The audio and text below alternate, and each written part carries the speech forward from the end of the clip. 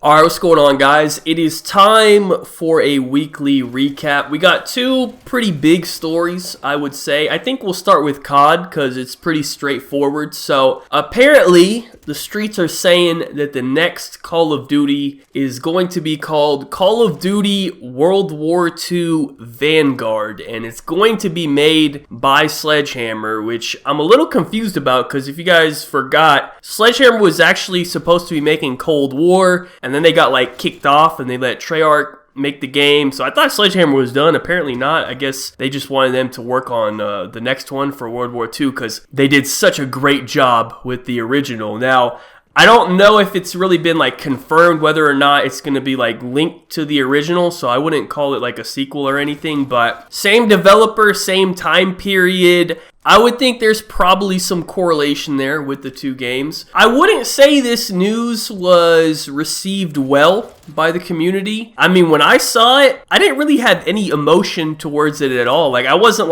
upset, but I wasn't really excited or looking forward to it or anything because World War II, it was okay, I guess. It was kind of a boring game, honestly. The problem with it, in my opinion, was, if you guys remember, the game was pretty trash for the first, I think 3 to 6 months or so. And then once Michael Condrey left, and then they had a huge revamp update of the game, and they fixed a lot of the issues that were wrong with it. And from that point on, the game was pretty solid. But the issue was that was already months into the life cycle of the game. So people had already tried to play the game for so long, they just gave up on it. I know that's where I was at that point in time. I'm pretty sure this was also around the time where Fortnite was first blowing up. And if you guys remember, early Fortnite, before all the freaks got involved, that was an amazing game. So everybody was already moving on to that. Nobody really cared about World War II anymore. So that being said, I think my main concern, my number one priority concern for this game would be that they bring back the stupid ass division system for create a class. Y'all remember how terrible that was, man?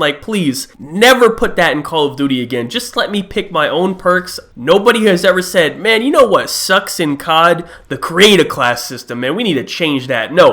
Please, just leave that alone. Focus on something else. Maybe, for once, we spend a little bit more time on the maps, make some better maps for once. It actually reminds me a lot of this year, how they ruined the kill streak system for absolutely no reason at all. Please, for once, Call of Duty, let us just please focus on stuff that actually needs to be fixed and leave everything else alone. That's it. It's really that simple. There's not really much else to say about it right now. We're in the early stages, so until we get some real leaked footage or something like that so we can see what it looks like, I wouldn't really worry about it too much. It's still not even 100% confirmed, I would say, but I'm pretty sure this is coming from a pretty reliable source that has been right about stuff in the past. So most likely it will be true, but it's not 100%. So anyways, on to the main topic for the video. We are going to talk about Kylie Jenner. So I'm gonna briefly try to summarize the situation. I'm just trying to get the main details in here. So some of you probably already know what happened. It's been trending on Twitter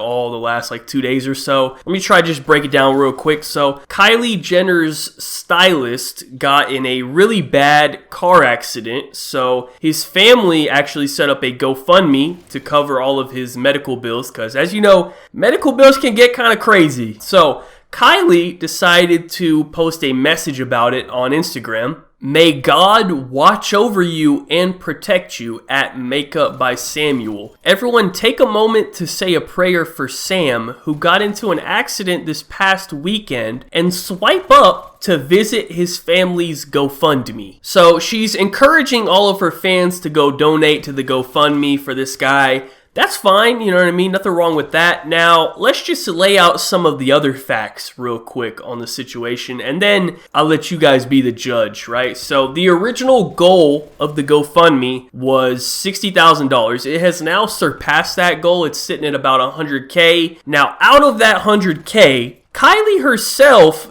donated $5,000 originally, and then asked her fans to cover the rest. Now, just to remind everyone of the situation here. Just last year, Kylie was on the cover of Forbes bragging about being the youngest self-made billionaire in the world. That is billionaire with a B. So after taking a look at some of the evidence here, a lot of people, including myself, found that the situation was not adding up, right? It just doesn't sit right with me that we have a billionaire sitting here asking everyday normal people to donate some of their money, considering the fact that like she could easily cover the amount of the entire GoFundMe and not even notice that that money left her bank account. You know what I mean? I think it's very important to really understand how small 60K really would be to her as opposed to what it means to like a normal person. If this was like $1 million GoFundMe or something for whatever the cause may be, I mean, it doesn't have to be medical bills, whatever. If it was like $1 million goal and she only donated like a small amount of it or whatever, I get it. That makes sense. You know what I mean? Billionaire or not, like asking one person to cover $1 million, like that's still like, you know, that's a significant donation or whatever, right? But this is only 60K because sometimes I do think people take it a little bit too far with the whole like, oh, I hate billionaires, eat the rich mentality or whatever. Like sometimes it's a little extreme. Like I've seen Twitter posts where like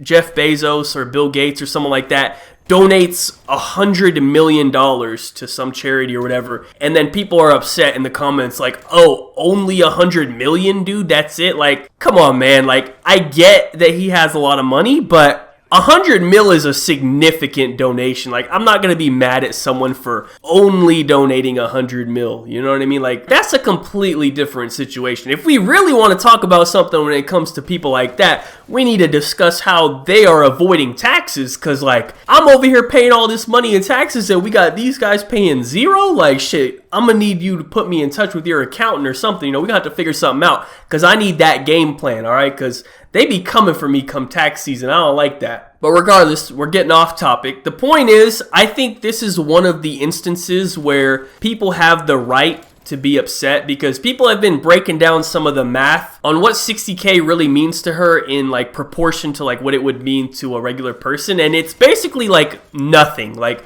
her 5,000 donation is like me or you donating like 10 cents of our money, basically. Like it would really be a no issue for her to just cover the 60K. And you know what's crazy? Like that 60K, had she just covered the whole thing, would be like such great press for her. Like all of her stans would be so happy. Like, oh, look, guys, Kylie's such a good person. See, you guys always are so negative about her and this whole family. Like, look, man, she covered the whole thing. And like, it would be totally worth the 60K for the good press that she would get from it. Instead, she did 5K and now she's getting all this negative attention for it, which was just completely unnecessary. I think it comes down to this, right? If you really just think about the situation, she has probably multiple bags that are worth more than 60K, whatever like designer brand it may be. I don't know, I'm not a fucking bag expert, but I can guarantee you that she owns bags that are worth more than 60K. So like you're down to buy a meaningless like bag for 60K to hold your fucking items in, but you have a problem donating 60K to pay for this guy's medical bills. Like, damn, like that's wild. If that's really how you feel, like, okay, you're entitled to be that way, but then don't ask other people to donate in your place. You know what I mean? That's where the issue comes in for me. Like, if you don't want to pay, don't pay, but don't ask other people to pay. Because they're going to do it. You know they're going to pay. Even if they can't afford it, for some reason, people are obsessed with her and this whole family, and they just do whatever they say. They follow them, and like they're just like crazy about them. I don't get it. It doesn't make sense to me. I'll never understand that, bro. Like, I just can't relate. It's a mystery to me, man. My brain is not wired that way. But, of course, once she posted on IG, all of her fans just swarmed and, you know, covered the full amount for her, which is, I mean, that's good for the guy, you know, that's great. You got your medical bills paid for and all that. That's awesome. But it's just wild to me how this whole situation played out. It's crazy to me that time and time again, this family just proves like how tone deaf they are. And for whatever reason, like, the fans just don't care. Like, it's just crazy to me. I don't get it. But anyways, yeah, that's pretty much it for the video, man. Y'all let me know your thoughts down below. Be sure to like rating if you enjoyed. Subscribe if you are not already. Follow me on Twitter. Links in the description down below. Check out my last video if you missed it. We played a little step-sis guessing game, I guess you could say. So go check that out if you missed it. But once again, thank you guys so much for watching. Have a good day and peace out.